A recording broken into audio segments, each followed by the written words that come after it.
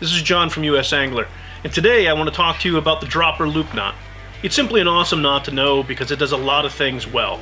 So stay with us and I'll show you how to tie this knot and we'll talk about it in depth.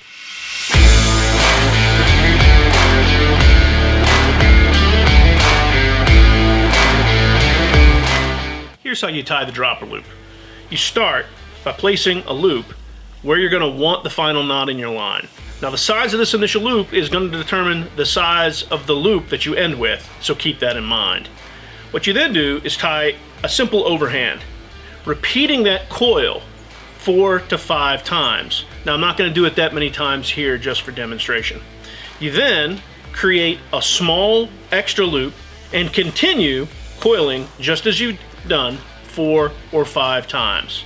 When you get to the end, and this is the only tricky part, you're going to pass the back of that loop through that small front loop, grab it with your teeth, and then you can cinch it down with both hands.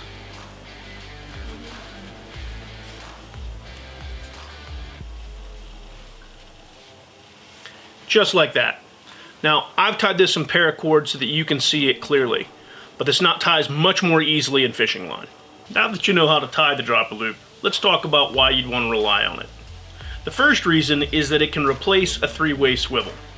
So if you don't have one, the dropper loop really simplifies the problem for you.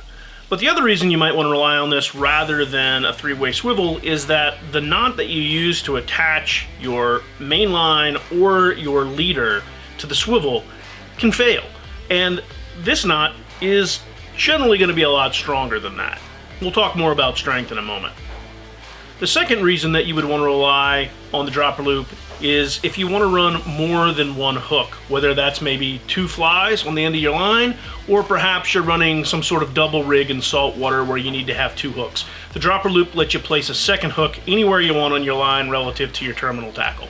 And the last reason is that it's pretty easy to tie too. This is almost foolproof. Once you've learned how to tie it, you're not going to forget it or mess it up. We hope you learned something today. And as always, we'd love it if you would like and subscribe. So please click the bell below.